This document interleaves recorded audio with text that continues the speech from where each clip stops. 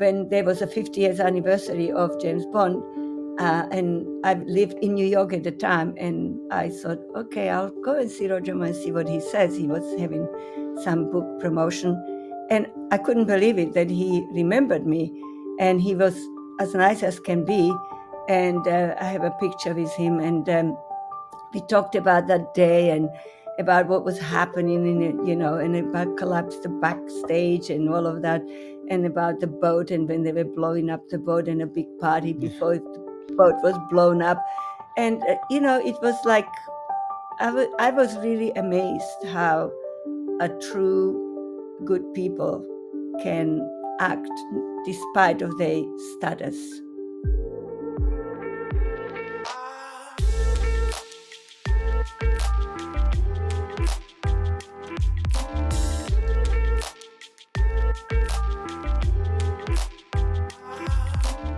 Hello, everybody. Welcome back to another episode of Roots to Roots. This is the show where we really dive deep into what we can learn from the generational stories that came before us and how that's influenced the way that our upbringing unfolded and the impact that that's had on our mission, our values, and the things that we really hold close to us now. Today's guest has nothing other than can be described as a phenomenal backstory, a part of history that I've never had on the show before. And just for that reason, I'm really excited to really understand what happened during the time that you were raised in where you were from. I'm not giving too much away because I'm going to leave that to you to do so. But just a brief on you. I know that you have a range of talents and something that hasn't just been gifted to you. Nothing was handed to you in the process of doing this. And that's something that I always find fascinating and kind of sums up a lot of the guests I have on the show. So, you're a writer, model, actress. You have some affiliation with James Bond, and I'll leave you to explain that. And you have an incredible book, which we will get into, and it kind of unfolds your life journey, which probably will come as something quite unique to a lot of people that are hearing it. So I would love to introduce to the show Anika Pavel. Hello. Through the introduction that I gave, there's so much we can dive into, and I just want to quote something that was really well said by Steve Jobs, where he said that you can only connect the dots looking back. And usually, what a lot of people do is they connect the dots looking back at the start of their own life. But what I'd love to do is find out from the stories that came before you, whether it's the previous generation or even the one before that, where do you think that first dot is that you can recall that may have kickstarted the whole unique journey that you've been through that got you to where you are today? I think it is my father and my mother, and even their childhood, really. My father was born during the Austro-Hungarian Empire. A few people know that Czechoslovakia, or now Czech Republic and Slovak Republic, are very, very young republics. The first republic was created in 1918. And until then, my father grew up under Hungarian empire, and he was thought to be Hungarian and was oppressed. And but despite of that, he created himself. He created a great business and a family. And when he came to England, he also learned to forgive the oppression, because he realized that not everybody is the same. And he met Hungarian people who really helped him. And he learned that past is past and we have to get beyond it. And my mother, I think she influenced me very much, because her desire to travel came because her family was extremely poor, and she had an incredible hunger for knowledge. And her family, my father's side, his sister came to America and with her husband, and they became extremely successful, one of the American success story. My mother's brother who came to America was very poor. He worked in Pennsylvania mines, never made it back home, and in the end died of tuberculosis, as so many people who worked in mines did. And so my mother wanted to see and compare, and she always pushed me to learn more and to travel. Her famous thing was, travel is a university of life. And it teaches you about other people. She also believed that ignorance breeds anger, anxiety, and it's a cause of all our problems because we don't learn about the other people. And so that would influence me. And when I came to England, I came with a very open mind. I wanted to learn everything, and it served me well. Yeah, you touched on your father there and your book, Encounter with the Future, which we'll get into. In the beginning of the book, you dedicated it to your father, and you said that I dedicate this book to my father who grew up during two world wars, yet remained an optimist who believed in human kindness. It's it's something that's very preached now, this idea of, being grateful for the good and being able to deal very well with the negatives that are raised. In that sense, do you think this was something that was a very unique character of his to be able to live through these moments and inherently still be able to see the positives and the optimistic outlook? Or do you think it's a direct result of what he'd been through, where you kind of get to a point where you either have two choices? You either say that life is unfair and you almost give up, or you decide that, these are the challenges that I'm faced with. The only way I'm going to come out of it is to be able to adopt that kind of mindset and do what I can with the circumstances that I've been given. I think it is, yeah, I think it's a ladder. He felt that, holding a grudges is going to get you nowhere. And he made friends with everybody. He always took a person. He was a tailor, and he always used to say, you know those are people, and you can put lots of stuff on them, but the core remains. And he believed that at the core people were good because we are all born the same. It's a clothes we put on that life puts on us that changes us. And he always used to say, don't let that happen to you. No, I love that. So And it reminded me of something that I heard very recently, which really stuck with me. And the quote is that the world belongs to the optimists. And what it was saying is that, it's become very easy to be a pessimist. And as a pessimist, you often think that you are cleverer than an optimist, right? Because you see optimists as naive. You think that, oh, right. sure, you think that everything's going to be fine, but I see that there's scope for it not to be, right? So if it's a relationship, you have a friend and they've gone into they keep going into relationships and they don't work out, and then you're like, "Ah, they're so naive. They think the next one is going to be fine. Can't they see that it's a huge error?" Or starting a business, many businesses fail, or many ventures, like some of the things you've done, writing a book. And I can sit here and say that, she's so naive to think that she's just wasting her time here. But the world belongs to the optimists because it only takes one time for the optimist to be right for everything to All work you need out. is one. Exactly. Absolutely. I mean, there are Olympic Games going. Every single Olympian has a slew of failures, heartbreak in their resume. But ultimately, what matters is the end. Mm. And also, people often think that the reward is what matters in life. It really isn't. Not everybody can get a gold medal, but what you learn. I mean, I was also a swimmer and a failed swimmer, may I add. I did well in my own surroundings. I would win like a little national things. But if you put me against a swimmers of the Europe, not even close. I couldn't even make it to be good enough to compete in that level. However, it made me realize that if you keep training, it'll make you stronger elsewhere. And every failure is a stone that builds you for your next fight. You are that much higher, you start that much higher in your next fight.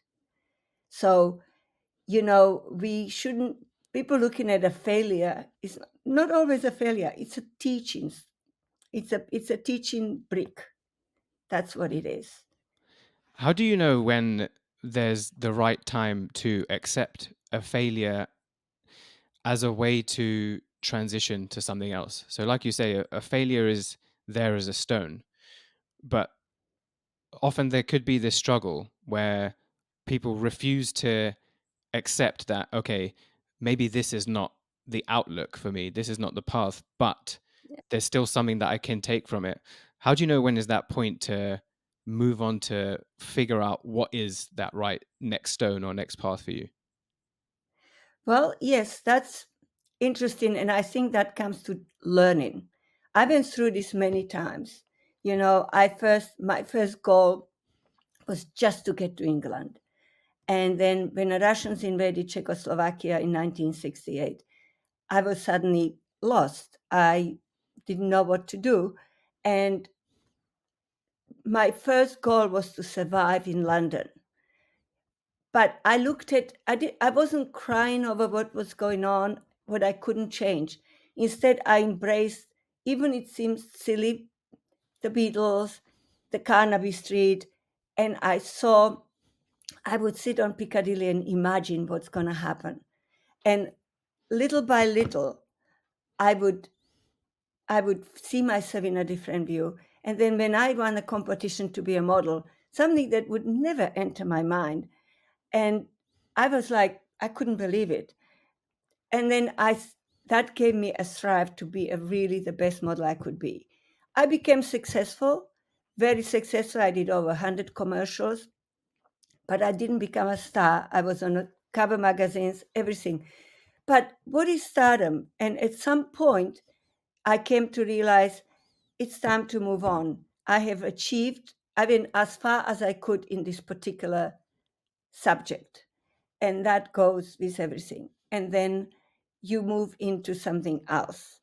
And then I became, I traveled and I wanted to be the best mother I could be. And then during that time, I wanted to, presented opinion. I wanted to become a good fundraiser. I wanted to help people because many, many people when I was in England helped me. Many people helped me. Mm. And so when my neighbor was diagnosed with a brain tumor with glioblastoma, I wanted to help by raising money. We ended up raising $2 million. And I did it through golf, which I knew nothing about. But I thought, what the heck? I'm not playing. I'm only organizing it. I'm going to do it because that was the best opportunity. That was the best way I could do it. And then I wanted to be a writer since I was in high school. But, that's again, you have to face life. You suddenly realize you cannot write in your own language and you can't Mm. write in English. And it took me until I was 60 before I went back to school and tackled my next project is writing. And I decided I'll be the best writer I can be. You don't To become the best and successful, you don't have to get a gold medal at Olympics. You don't have to be a billionaire. You don't have to be a superstar. It's to contribute to life, to people around you. That is to me a definition of success. And that what keeps me always going. And that's to me is a successful life. You talk about the that desire that you had to help. Something that I've learned a lot from a lot of the stories that I've gathered is that people with these kind of backgrounds that are faced with challenges and a need to push their boundary of resilience, they're often a lot more inclined to want to help because it's either to give back to the community that they've come from, or because they may have seen this kind of situation or scenarios in some way in their own upbringing. Is that something you saw in your own space in terms of your childhood and where you grew up? Was that faced with certain challenges that then instilled this innate desire that if and when I get to make something of myself, I want to use that to be able to help because of what I've been through myself? Yeah, definitely. I was an only girl in a whole neighborhood, and I was younger sister of the two brothers. And when I was on a swim team, there was 20 boys and me. And so I always was kind of had to have a little elbow, but I never wanted to lose you know, my identity. And I have I have seen sadness and death around when I was younger. Neighbors dying of cancer those days, and eventually watching my mother die. And but I at the same time experienced incredible kindness when, as I said, when Russia invaded Czechoslovakia. I mean, anytime I went anywhere in England, and people would say, "Where are you from?" and I would say Czechoslovakia. Oh my goodness, they just couldn't do enough for me. Wow. So sometimes people just can always give, and it's not necessarily money or food. Sometimes it's just, kindness. That's all you need. And, opening a door for you. Okay, would you like to do this? You know, I, um, I think that it's important to give back because it's like a circle. What goes around comes around. The old saying goes, and and I think that it teaches you. I slept in a booth in Victoria Station. So I always feel like if I can give somebody, if I have something, whether it's money or food, I will always give it to people. I know what it's like. And it's little, but to that person, it is not. To that person, it's a lot. And Mm. that's what people have to. Often people say, well, what my little thing can do. You just have to identify the little person, the little thing, and it does a lot. You have to focus on one thing at a time and what you can do with that one thing. And if everyone does what they can in a little things, it's like a water, like a bubbles, they all join and then become a huge pool. So that's my philosophy. No, I love that, and you touched on that, the historical moment of the Russian invasion in Czechoslovakia. Is there any key moments from your own childhood when you were there that really had a significant impact on the way that your life ended up unfolding? When I was back home with I think that what I yes, again my father. As I said, my father came from a very poor family and he worked himself up to have a good, thriving business. And when the communists took over, because he employed 5 people, he was a bourgeois. And when my brother went to school, he couldn't go. When he finished the primary school and wanted to go to high school, he wasn't allowed to. He had to go and wash dishes to get close to proletariat. And that hurt my father so deeply that his son had to suffer for his hard work. And I guess you can tell that I do not like the Soviets or the regime or the way it is, the sweeping results and what it does to everyday people. You know, it's it's a judgment of people what they have now as opposed to looking at a person, how they got there. Steve Yeah. Jobs, you mentioned, is actually a perfect example, you know. And, my father is a similar kind of a person, coming from a one of 14 kids, 10 of who survived, 5 went to America, 5 stayed there. Eventually, they couldn't feed even the 5 that stayed behind. So he had to go. He went to Vienna. At that time, it was still Austro-Hungarian Empire, Slovakia. There was no border. So he went to Vienna, learned to be a tailor, worked very hard, became successful. And when communists took over, his son had to suffer. That is one of the things that formed me and made me realize that you have to change things when you can. Yeah. And that change, so when and how did you finally end up leaving Czechoslovakia? Well, it was a combination of the two things. But my mother always pushing us out, you Okay. know, go and learn, read, go out if you can, because her desire, we were always inundated with books about travel, and she always wanted to see. And so when the so I was also a little dreamer. I always dreamed. I always had visions of being able to do this and that, And I've read all the books about America, and and England and Jane and everything. And so when I after high school, I decided I was going to go to England. Everybody thought I was insane, but it was the Beatles, and you have a dream and you think there's nothing you can do. And I went and applied for visa. Unbeknown to anybody, there were changes in the government, and I managed to get to England. And and that's what I have always felt, that is important, to go and try and have a goal and learn. Yeah, it's really interesting that you mentioned that because, looking at my own family background story, which is kind of how this whole show began.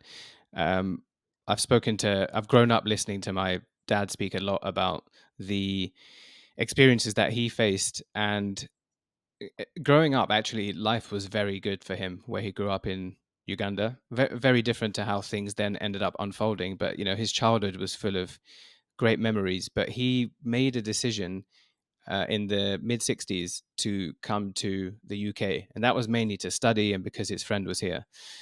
The reason he was able to do that was because of the colonial affiliation that Britain and Uganda had. So the whole topic of colonialization is a whole different one, full of loads of negatives and bad memories. But that political event and moment in history allowed him to make that decision. And if he didn't, it would have been very difficult for the rest of the family to come over when the big expulsion happened in the 1970s. So, this is something that I really have become a lot more attuned to, which is realizing how valuable the point in history that you were in a certain situation can have on how the rest of your life unfolds. And like you said, there were changes to the government that led you to be able to get the visa. So yeah, I think Yeah, it's just something that even hearing that, yes, it was a horrific time with a lot of the things that happened. But I guess if you look at the silver lining somewhere in it, it's the idea that, if you were born a few years earlier, you may not have had that opportunity to get that visa. And exactly. so I think it's, yeah, I think there's A few years it's a later, like my brothers, right, my right, brothers yeah, wanted to finish their university. And so then by the time they were ready to leave, it was closed. It was too late. well, yeah. Was your plan always So, to serendipity. Yeah, exactly. It is, yeah, that's a good way of putting it.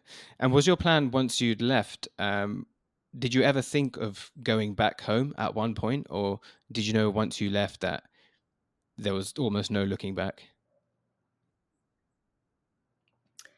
Actually, no, I really wanted to be a journalist. And so I wanted to have something in my pocket, and that is to learn speak English. We all pretty much learned to speak Russian, and a lot of us spoke German. That was not an unusual, but to be able to speak English, I felt would help me to put my best foot forward. So, and I also wanted to go to England. I mean, the travel was just most important thing. But I was really coming for a year, and I was going to go back to study and then become a journalist because writing was something I loved to do. And then, of course, when the Russians invaded Czechoslovakia, that's when everything went topsy turvy and everything got changed. And then even then, I was thinking maybe I will be able to get a degree in England. And then with that, I might be able to be respected. But then I realized that after they really tightened the yoke and everyone was questioned, and I was more likely to go to prison than to go to university, and that's when I made a decision to stay in England. Wow, So crazy. And it's something that I always find quite interesting to find out, being from UK and especially London myself. Do you remember what was an unexpected culture shock that you may have had when you came over? Maybe something that really surprised you about life here when you first arrived? the very first thing that happened, it's very minor, but I was shocked that the English people didn't have lunch. They had a light thing for lunch, and then they had tea And because we were used to have a big lunch. So I used to wait for my lunch and I would be starving. And I was like, where's my food? And it took me a while. It's a physical time clock that actually does change. Um, Other than that, I'm trying to think. I was surprised. People always talk about the English being cold, but I find everybody was so kind to Mhm. me. And I guess I'm not really a very good judge because when you are a foreigner and a young person, I think people do treat you a little bit differently. There is a certain amount of kindness that everyone associates with that. They are cruel people, but I dismiss those. I'm just talking about majority. People feel, look at this kid being stranded here. And so I find that it was very, the people were very kind. I was surprised how kind people were to me and to my brothers. And I just was so starry eyed. Everything was so possible and so, you know, wonderful. I could have a TV, watch TV. I didn't have first time I saw a television program was when I was 14 years old. So suddenly, and we used to just watch, like, it would be like, okay, you can watch this on Monday, dad's watching this, and suddenly, like, the TV was available all the time. And to have a radio on all the time. We were always saving. My father used to say, when you finish, switch it off. Suddenly the radio was on all the time. Those were little sort of now laughable shocks for a young girl. Suddenly, wow, this is great. I'm loving it.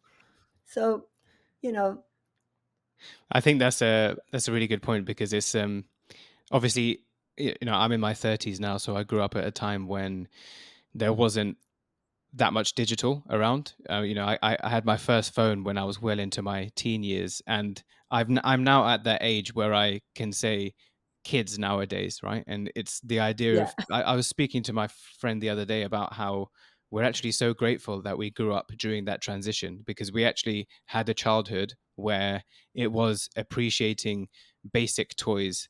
I'm not sure if you ever saw this, but there were these little snappers that you snap it onto your wrist, and all it is a funky wristband, right? And I saw one the other day, and I thought this is amazing. I remember growing up with this and thinking it was the best thing ever and collecting different designs. And then kids nowadays will have no idea what that is. But yeah, absolutely. yeah, Yeah, and absolutely. Go ahead. I was just going to say, and I think what you're bringing out is actually a really significant perspective, which is a whole other idea that even that comparison that I'm making of my childhood to the childhood now, well, even my childhood at the time um, was filled with a lot of privileges and advantages of fun things that we could do that um, others of my age or generation back then couldn't, right? So people from where you grew up in Czechoslovakia and very similar places. I've had guests on from Ukraine, someone from Poland recently who kind of shared a story of growing up in like a communist regime. It's not that, okay, my generation had this and this generation is so different. It's also people of the same generation can have very, very different experiences of Yeah, what they have yeah, available, like you said, with the radio and the TV. So yeah, yeah, it's just yeah, the more you see it, the more fascinating it is to realize how relatively different people's lives can be, whether it's between yeah, time periods or of the same time period. yeah. I mean, I remember you reminded me, our pastime was to save stamps, Mm. which I believe they are still valuable stamps, but it's sort of an obscure hobby now. But it was, everybody did it. All kids had their stamps, and we changed and we bartered and stuff.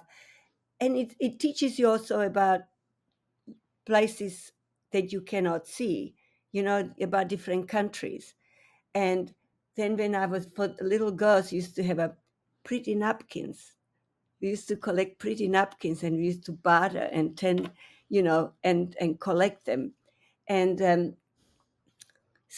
and I think that's a kind of things that I think it's kind of shame that, the other thing, I was looking at my grandkids now, you can buy a book of stickers, they get and do the stickers, or they go and put it in there. Yeah. Cute. What we had to do, we had to take a newspaper, cut out what we wanted, and then we licked it, and then we put it on a paper with a little bit of a glue, and then we would go through it. So a little more complicated. Things are easier, but it kind of almost gets you back to where we started, that it is not harmful if things are a little complicated for children.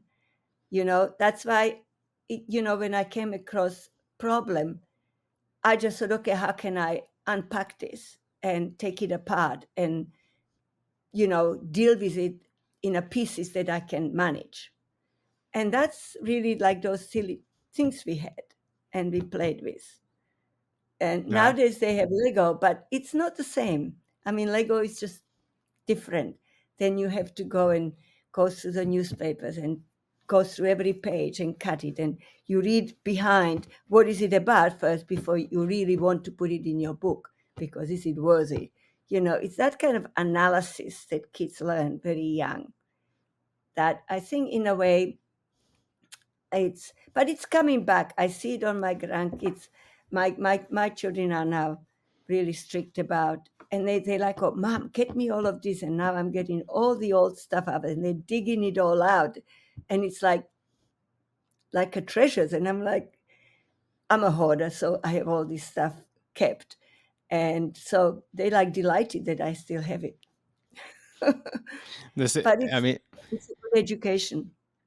it's a great story to bring up because something that some regular listeners of the show will be aware is one of the big things I'm working on now is creating a platform that encourages people to collect these heirlooms and legacy and stories in order to store it for future generations, because now we have the digital platforms that allow us to do it, right? Whether it's you telling the stories or even like you said, digging out old things and being able to digitally capture it, so hopefully even grandkids and great grandkids can be able to see what life was like a century Right. before they were born. So yeah, it's something that is, these are timeless memories that aren't just, well, it's very important that they feel good, but I think it gives people a lot of a sense of identity of where they've actually come from and who they've come from.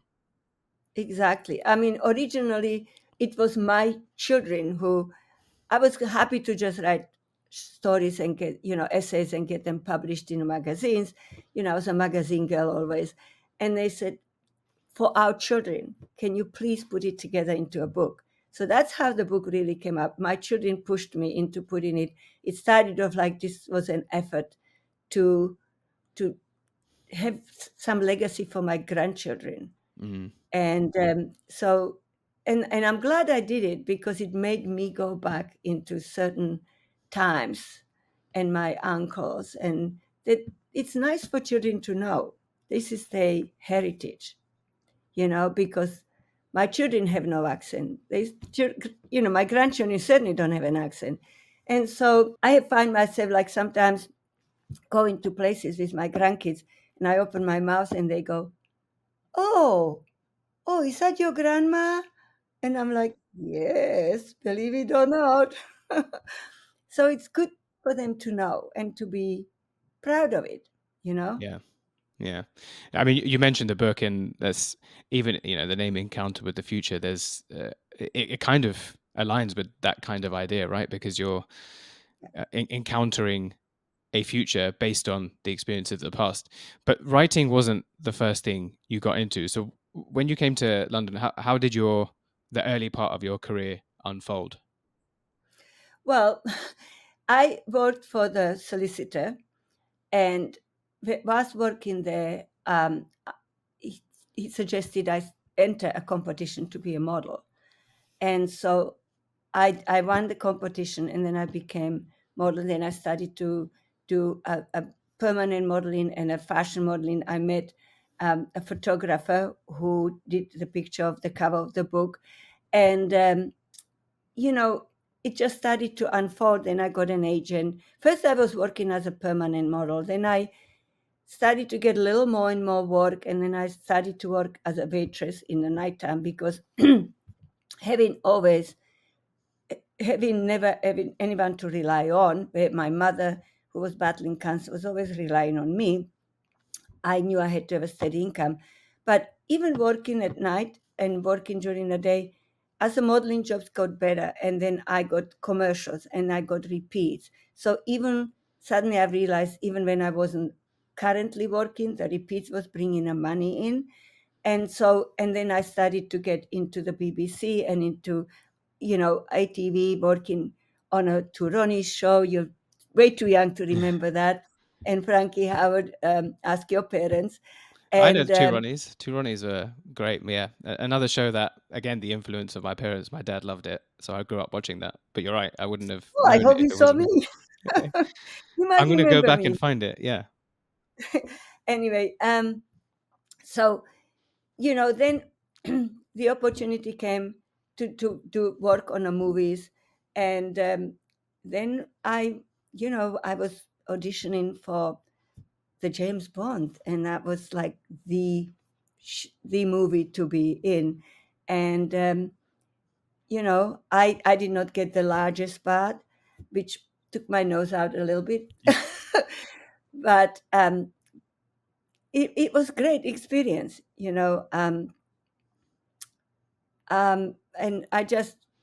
we did most of a lot of the. I traveled with Roger Moore through England. We were promoting the show. There was four of us that were in a scene, and we were at all of the promotions, and it was I've learned how bonding experience it was amongst people, and and I feel very proud that I could do it. And then when there was a 50 years anniversary of James Bond, and I lived in London, in New York at the time, and I thought, okay, I'll go and see Roger Moore and see what he says. He was having some book promotion, and I couldn't believe it that he remembered me, and he was as nice as can be. And I have a picture with him, and we talked about that day and about what was happening in it, and about collapse the backstage and all of that, and about the boat and when they were blowing up the boat and a big party Yeah. before the boat was blown up. And, it was like I was really amazed how a true good people can act despite of their status. And, I always feel the goodness comes through. It's such a So. interesting insight there because I guess people have different views, but some people that are celebrities and especially in the stardom of something like James Bond, you only really get to see their on-screen personalities. Some people have their sort of like role models and the actors and actresses that they love, but you can easily get a sense that, oh, these people are. Um, but let me rephrase it. The words you may not associate with them is like humble and down to earth and authentic because they're constantly in the limelight. But it's really interesting to hear the view that you have of them. And do you think that's something that's changed with the stars of now, or do you think it's still very much that you do generally get very very nice um I personable people? think, yeah, I do think that the stars are still the same. Um, I in a acting world, I also worked. Everybody I worked with in acting world was absolutely wonderful. And then later when I was doing the fundraiser, I had Michael Strahan come to play a golf at a Bolter's Roll, and he's one of the most humble people I have ever come across. And I remember we had a golf tournament, and he said, "Oh, I have to go for an hour to different places." And I said, he said, I said, "Why?" He said, "Because I promised these children that I will do appearance for an hour in a school." And this was at the time when he was still actively playing in a football. And I said to him, "Wow, you are really amazing. You're so busy." And I will never forget what he said to me. He said to me, "You know what? It could be worse. I could be bored." I have, I, it, I always, every day it kind of guides me when things starts getting on top of me and I feel overwhelmed, I always think of those words, and I think, his generosity was amazing. He came, I think, to 3 or 4 of them, and he would talk to people, and you know, all these golfers came with questions, and of course Monday morning quarterbacks, and he smiled and he laughed and he signed the autographs, and so yeah, I think that even today people will be, you know, people are who they are. Some people change, some people don't. Some people have the ability to adapt, and some people don't. Mm. But I don't know what make people turn a different way, um, change, without going into politics. Some people just change differently, whether it is in politics or whether it is personal relationships or, acting or modeling or whatever. But some people really just stay anchored. And I think that that's what makes them a true star, that their humility and the always being able to help. Yeah, I And love people that. always remember, be careful because it could be worse. You could be bored. Yeah. No, I love that. And I think you touch on an important point about being anchored and kind of always remembering the roots that you came from, right? Which is another Yes, a key point of understanding that journey of something in the title of roots to roots. It's the idea of you have right. the ROUTES roots that you've gone down, but fundamentally you can never forget the roots that you came from that had an impact on that journey. So no, thanks. I love that. And yeah, so these experiences that you had in modeling and acting, did they in any way inform the writing that you went on to do? I guess it did. It's marginally. Yeah. I guess it did me. Yes, it did impact because it wasn't yes. Let me be a little bit more articulate. Um, what affected me was the relationships I formed in modeling and acting. I was looking to whether the actual was affecting me. That really didn't affect me, but you formed by the relationships you form.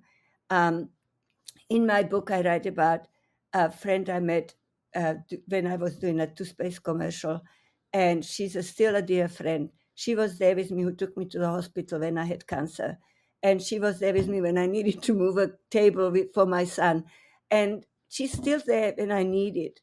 And we met on a toothpaste commercial, and there are a lot of people I keep in touch with in England. Um, my friend Caroline, who did who was one of the who cast me in a movie, The Golden Lady, and we're still friends. And if ever I need any help, I call up Caroline, and she's always there for me.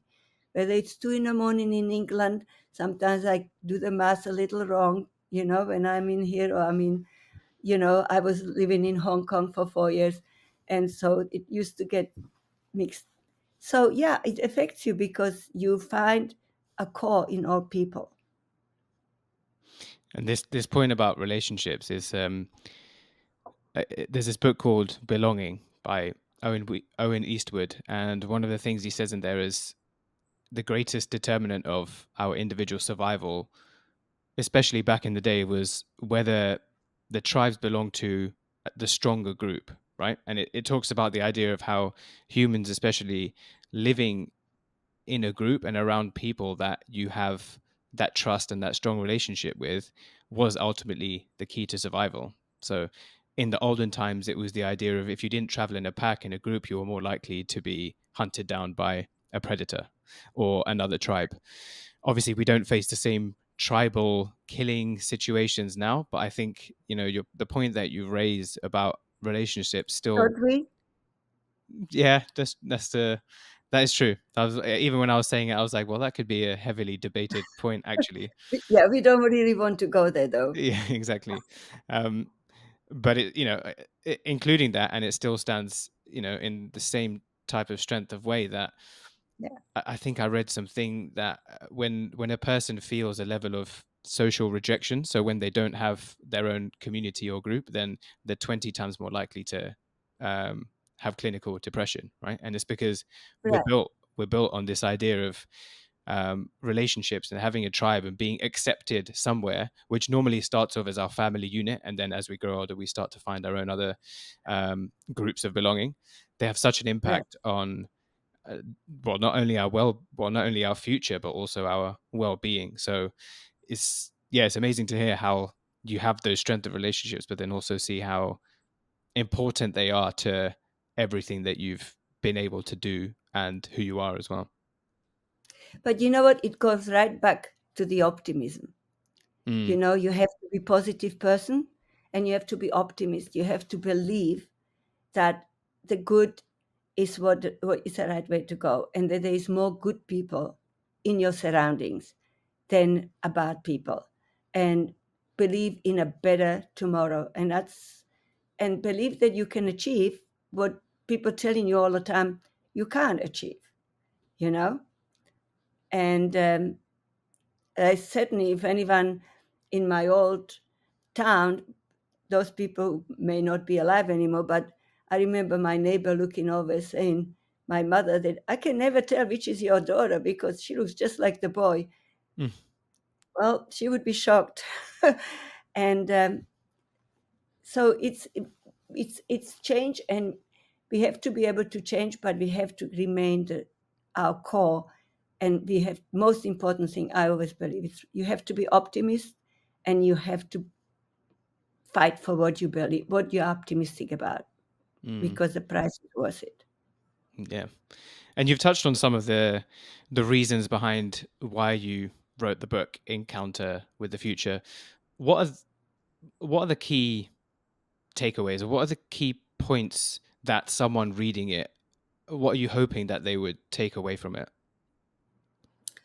I think that they would, I hope people will take away from it that we should not forget where we come from, where we get our strength from. And we should stay the core and always believe that if we want to do something, we can achieve it, despite of the tanks, despite of all of the problems. Um, you can do it if you, and it's a hard work. Be willing to work hard and believe in yourself, and believe in also in your friends, that they will Mm, be there for you, because they usually are. And but don't forget where you come from ever. yeah, I think it's important. Adapt, but don't change. I love that. And I was going to ask you another question, but I think you've kind of covered it. But um, yeah, there's a number of there's a number of challenges and transitions that you've had to make along this route, right? And of course, they have played out the way they have, and someone hearing it might think, well, everything's played out really well for you.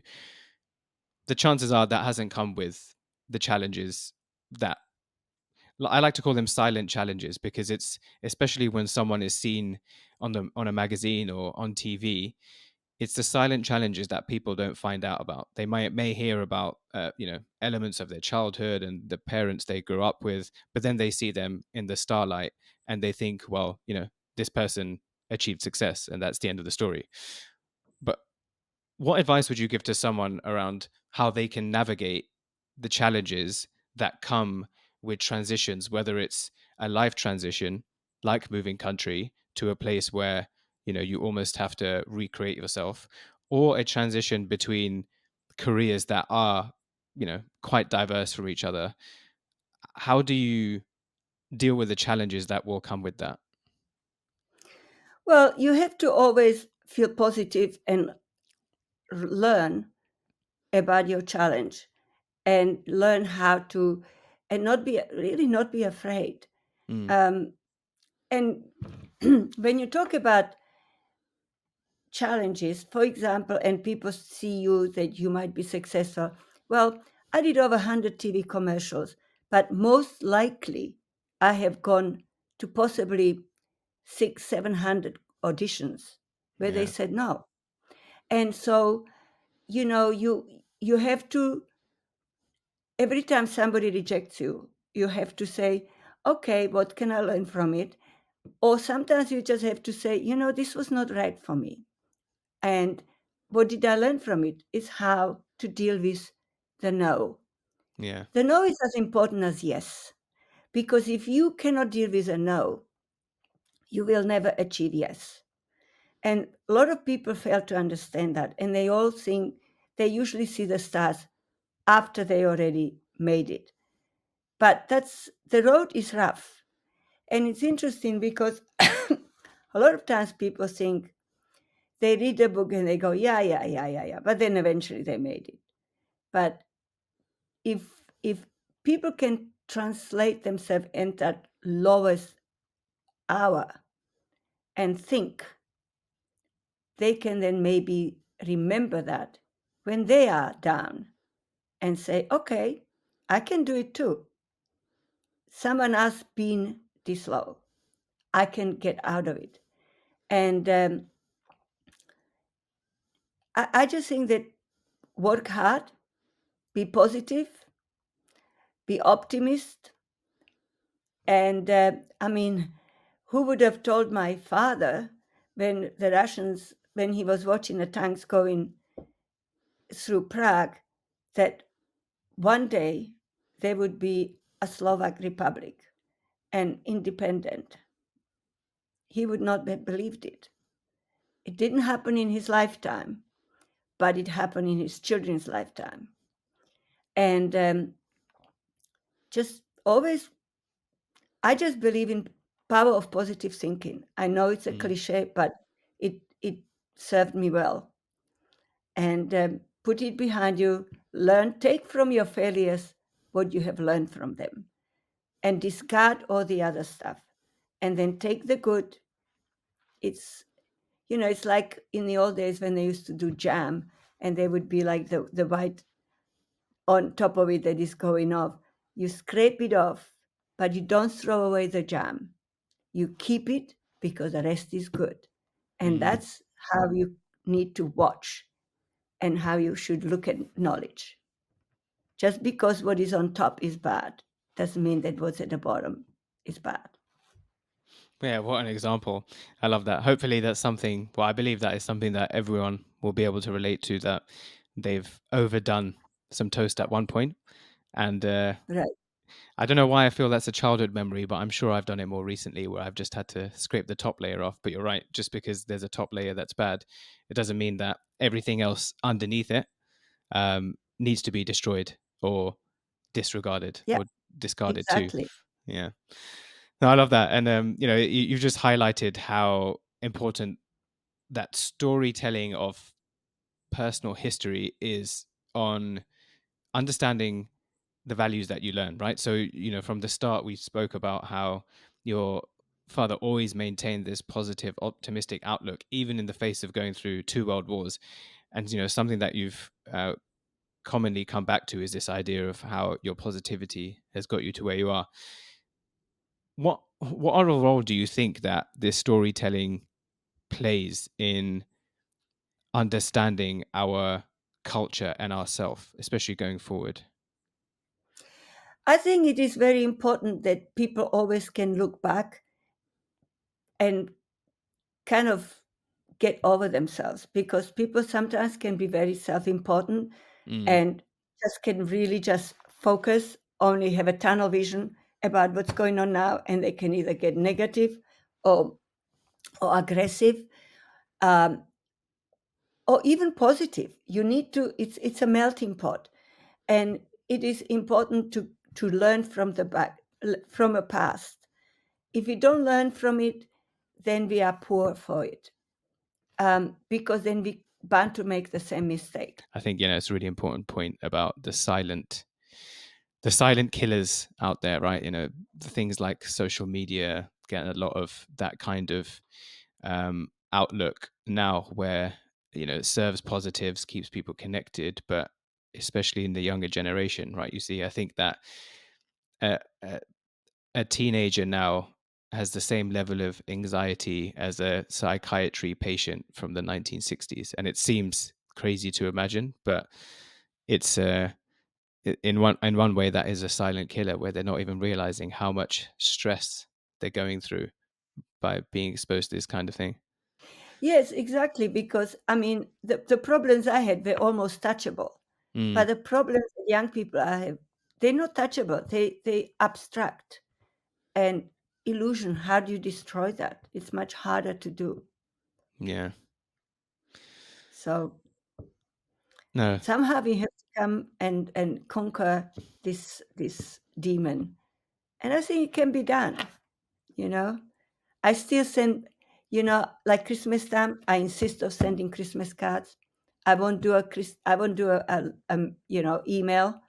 I still feel that it's important for people to put I always put my cards, and I always beg my friends, please send me a card, even if it's just whatever, just a picture, whatever. Send me one of your pictures. And if you saw my house, I have pictures everywhere, everybody. And my kids are surrounded with their great grandparents and, on the walls.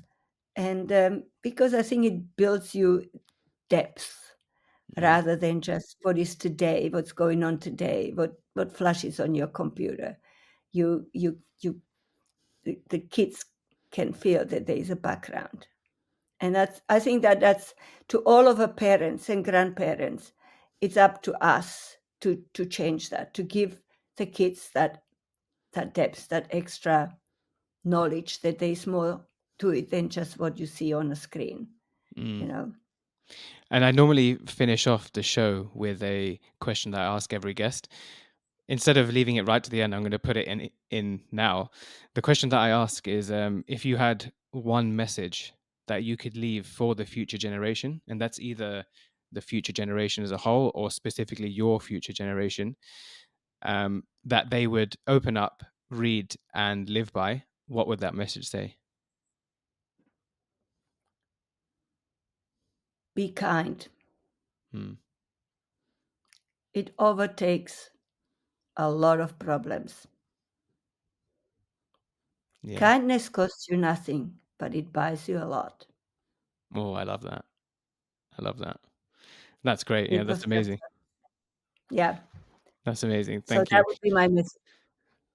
And just to finish, so of course you have the book, and if someone wants to find out more about the work that you've done, or the work that you do, or more about the book itself, what is the best way for them to find this?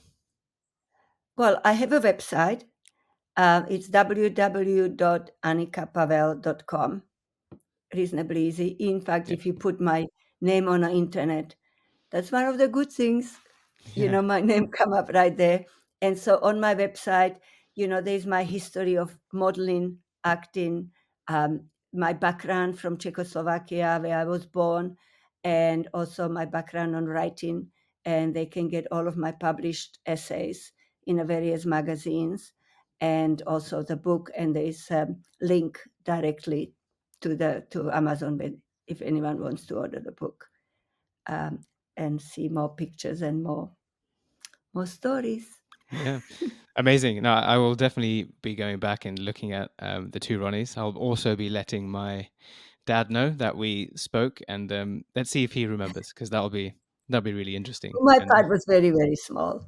yeah, Um, he may remember. He can't recall what he did last week or what we spoke about, but he can recall very well anything that happened decades ago. yes, So I hear you.